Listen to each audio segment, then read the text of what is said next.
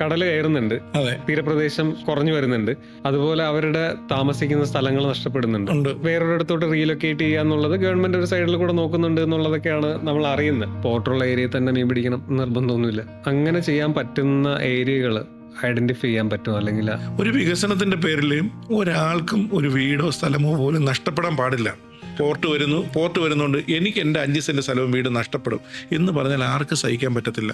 അവർക്ക് വീട് നഷ്ടപ്പെട്ടാൽ ഇല്ലെങ്കിൽ ഒരു വസ്തു നഷ്ടപ്പെട്ടാൽ അതിന് തത്തുല്യമായിട്ടുള്ള സാധനം നമ്മൾ തിരിച്ചു കൊടുക്കണം. അവരെ മാറ്റി പാർപ്പിക്കണം. അവരുടെ തൊഴിൽ നഷ്ടപ്പെട്ട തൊഴിൽ കൊടുക്കണം. ഞാൻ ഈ പറഞ്ഞതുപോലെ തന്നെ കേരളത്തിന്റെ തെക്കേ അറ്റം മുതൽ വടക്കേ അറ്റം വരെ ഇഷ്ടംപോലെ കടൽ തീരമുണ്ട്, ഇഷ്ടംപോലെ ഭൂപ്രകൃതിയുള്ള വസ്തുക്കളുണ്ട്, ഇഷ്ടംപോലെ തൊഴിലുകളുണ്ട്. ഇതെല്ലാം ചെയ്തു കൊടുത്തു കഴിഞ്ഞാൽ അവരെ എല്ലാം കൃത്യമായിട്ട് നമുക്ക് മാറ്റി പാർപ്പിച്ചുകൊണ്ട് അവരുടെ ആശങ്കയ്ക്കിടയില്ലാത്ത രീതിയിൽ നമുക്ക് കാര്യങ്ങൾ ചെയ്തു കൊടുക്കാൻ പറ്റും. അതൊരു വലിയ സബ്ജക്റ്റ് അല്ല, പക്ഷേ അത് ക്രിയാത്മകമായിട്ടുള്ളൊരു പ്രവർത്തനമാണ്. അതിന് അവർക്ക് വിശ്വാസമുള്ള ആൾക്കാരെ കൂടെ നിർത്തിക്കൊണ്ട് സത്യസന്ധമായ രീതിയിൽ അത് പൂർത്തീകരിച്ച് നൽകുക എന്നുള്ളതാണ് ഏറ്റവും പ്രാധാന്യമുള്ള കാര്യം. അവിടെ കൈക്കൂലിയും വാങ്ങിച്ച് മാമൂല്യം കൊടുത്ത് അതാണ് വിഷയം. അതാണ് പ്രശ്നം.